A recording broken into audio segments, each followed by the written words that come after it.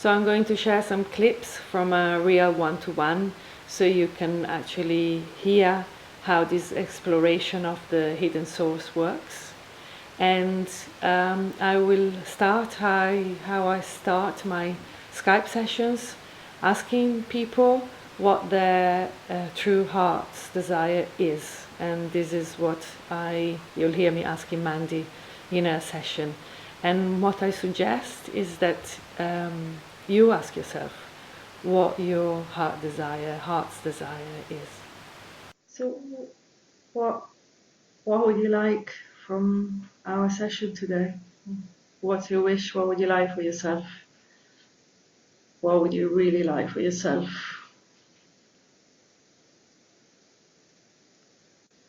God, that's a big question. What would I really like for myself right now? Yeah, right now. Is the trust in myself to be able to put myself forward and be able to find my thing. I'm aware that I'm good at a lot of things, but I haven't fully found my thing. But I know it's there. And if you found your thing and did something with your thing, how would it make you feel? Where would it lead you to? Home. Home. Yeah. Lead you to home.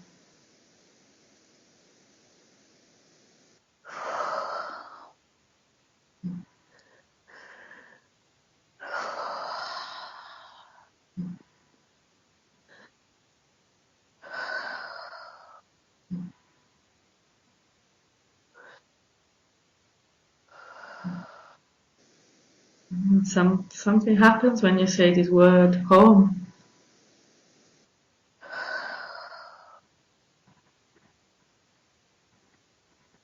What's here now that you said and found this word home for yourself? You hit this word. I just know that it's time for me to, what feels like, step out into the real world and go and explore some different passions and finding not just the things that I'm good at, but exploring some more passions. So this getting in touch with the heart's desire is an opening to our true us. It's already taking off the lid and allowing something more real. And you probably felt that listening to Mandy. In fact, what I suggest is that you just relax and listen to your own feelings as you hear the clips. In the next clip, you will hear Mandy recognizing one of her habits of running away from discomfort in her life. And this is the revelation of the hidden source. This is something she would have learned in early life and is a protection mechanism, which is of course understandable. And yet in the session, something changes. She then says how she realizes that she can be comfortable with being uncomfortable, and it's pretty amazing listening to that. It's like a waking up. And sounds in the recognizing something shifted. You said the food thing changed. In the recognizing. Well, I realised the habit was trying to become stronger. Okay. And I wasn't going to allow that to happen. Okay. Not unless I'm going to undo 8 months' worth of therapy. Mm-hmm. And I now know I'm not stupid. But it turns out, emotionally, I'm a very intelligent woman, so I can't not recognise that.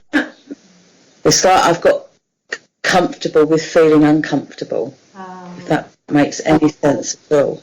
You got comfortable with feeling uncomfortable. So I don't seem to hang around with it.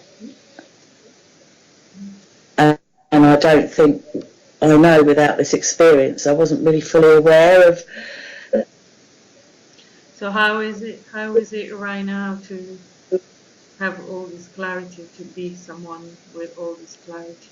I really heard you say, I was not going to give in to a habit. I recognized it, I was not going to do it. I wasn't going to undo the long work I did on myself.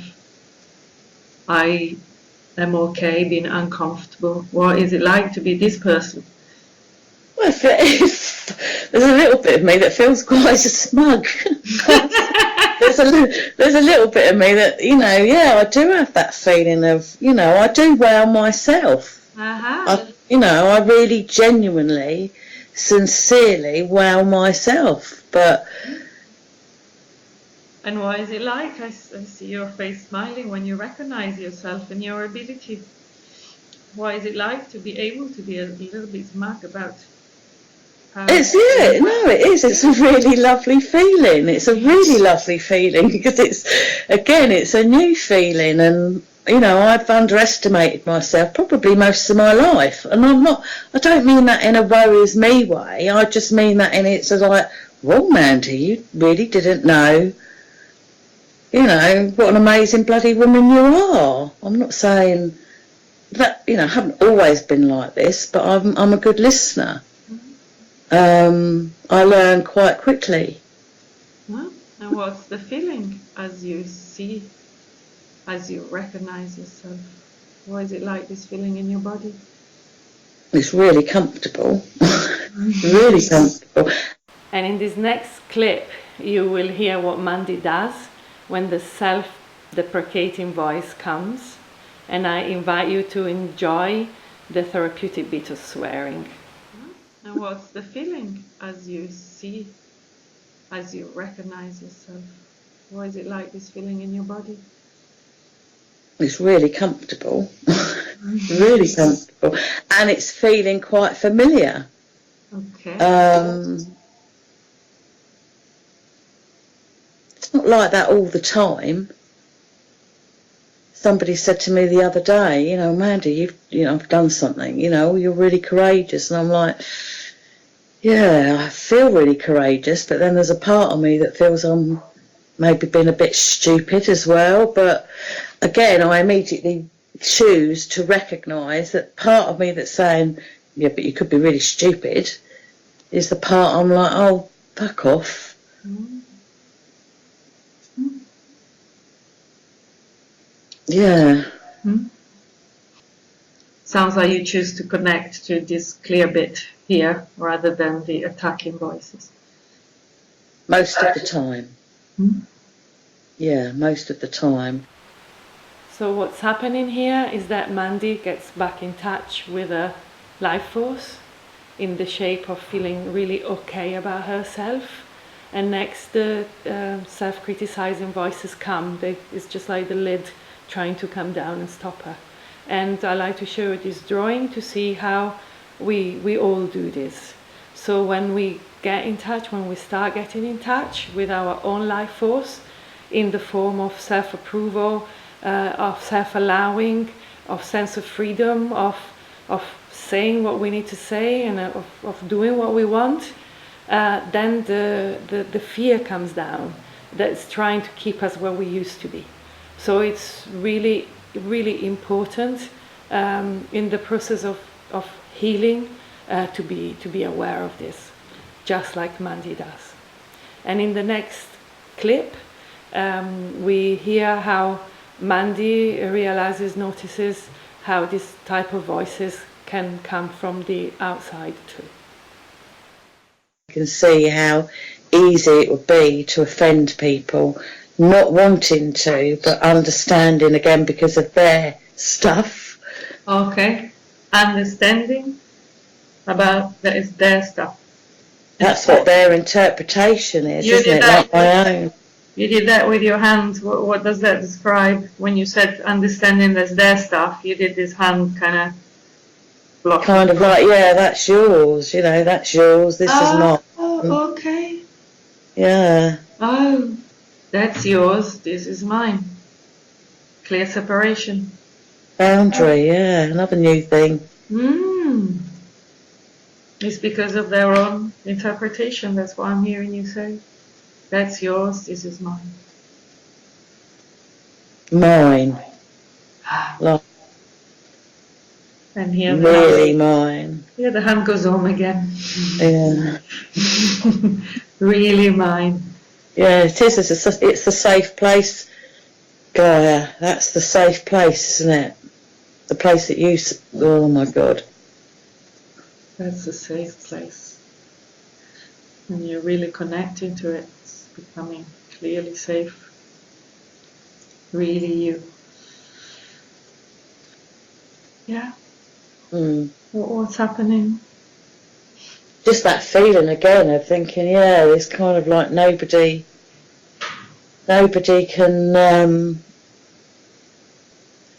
can touch this, really. Nobody can touch it. It's mine. Unless I choose otherwise. Again, learning about choices. Nobody can touch it. It's mine. It's me. Why though? Like, fuck me. Like, really, really? No, you don't. So, wow, that was a real fucking BU moment by Mandy. So Mandy recognized earlier on her own self-attacking voices, and then she sees how some people may misinterpret what she is or what she's doing, and she chooses to remain in connection with the life forces. She chooses herself and her space. And in this type of work, often people come to this place of owning and recognizing their own space. It's a very important process. It's called individuation separation, where people recognize this is me and this is other. And it's actually okay to acknowledge our own feelings, our own needs, and to know what they are for us, which is what Mandy does so beautifully in her session. I get an image of how for a child it's impossible as a child on our own to do the self-approval and the self-supporting, but it's different as an adult. We can really choose that our needs and our feelings and our space are sacred, are our birthright.